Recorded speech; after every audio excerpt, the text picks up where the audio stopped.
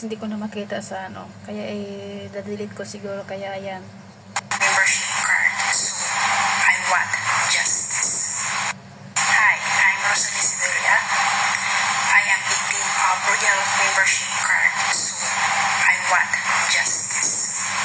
Hi, I'm Rosalie. So guys, my post in Facebook was connected to my Instagram account. Fasada3561. So ito yung ano ko. Ito yung caption ko. Akala mo kaya mo akong takutin.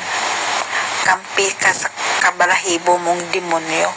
So merong tao dito na natamaan ng kidlat. Tingnan mo, awa sa mga babaeng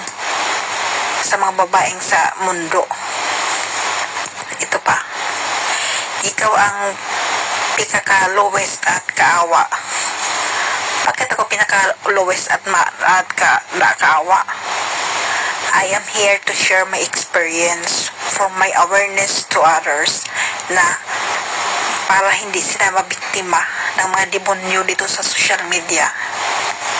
Itong join lab na yan, kalawan ko yan noon eh. Masakit itong mga-comment din. Hindi ko alam kung saan na yung kachat niyang demonyo. Ayan. So ngayon na lang kulang sa'yo ko. Ayan, tingnan mo yung ano niya.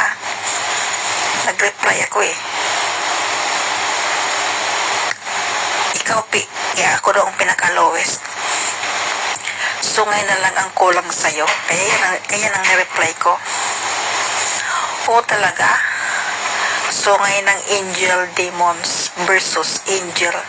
Ba't ka galit? Diba ikaw din yung enemy ko noon? Nasana yung kachat mo? So ayan, ngayon lang ako nag-reply dahil ngayon lang ako medyo may time. Kasi dito ako sa amo ko, wala akong ano. Sabi niya, may hakot ka sa siguro matakot ito.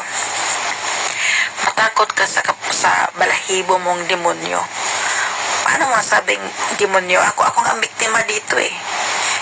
Dahil nagpabiktima ako, sinubukan ko kung gaano katotoo ang Royal Membership Card. Sinindang nila sa akin yung fake na Royal Card. Pagkatapos pag ipadala nila ako pang magbayad, ano sila? Hello? So bakit mo ako sinasabihan na kabalahibo mong demonyo? Ako nga ang biniktima ng demonyo eh. So ngayon, ikaw nang comment ka dito, isa ka ring demonyo. At na sabi niya, naawa daw siya sa akin. Ba't ka naawa sa akin?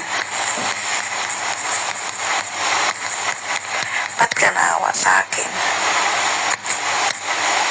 Hindi ko kailangan ng awa mo.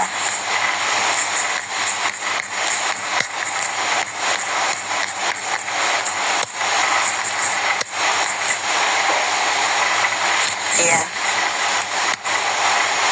Naawa daw siya sa akin. Ayan o, ayan yung mga comment niya o.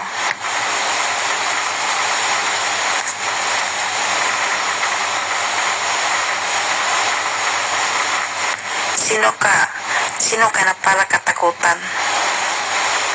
Sino daw ako na pala katakutan? Hindi mo alam kung sino ako. Abangan mo yan. Ayan. Masakit ka sa pagmumukha mo. Ayan, natamaan itong demonyo na ito eh. Ano ka, si Allah para katakutan? Bakit may sinabi ba ako? Sira ulo ka pala eh. Hindi mo ba nabasa yung mga caption ko? Abnormal ka pala eh. Ano akala mo? Ito, ayan, tingnan mo yung ano niya.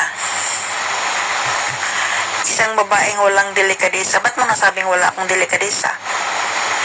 Alam mo ba kung anong mga pinag-usapan namin? Abnormal ka pala eh. Sabi niya, huwag mo rin akong ano ba ito? Kahit isang balahibo, keep here, tatayo sa usang katulad mo.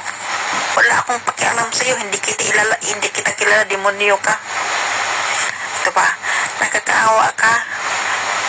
Isang baing ano ba ito, nakikimis ng awan at pagmamalag. Ano ba ito?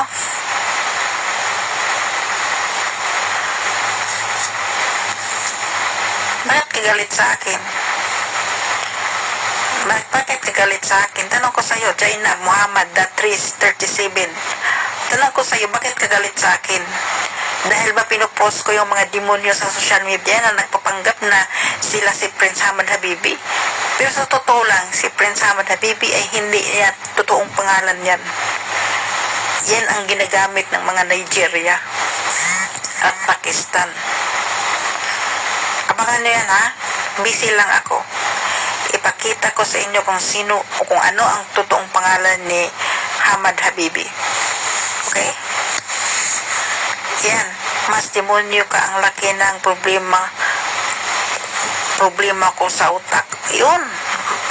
Inaamin mo rin, malaki ang problema mo sa utak.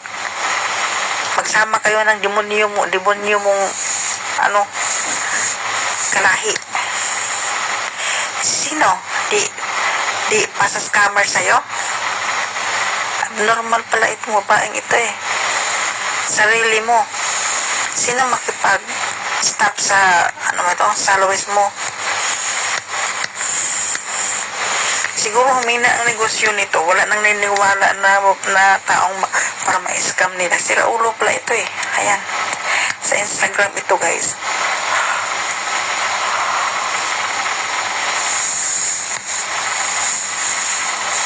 Ayan. Hi, no service area. I am without membership card, so I want just. Ayan. Hi, no service area. Itong babae na yan, demonyo na yan, Jainab Muhammad, Jainab.Muhammad.37. Ayan.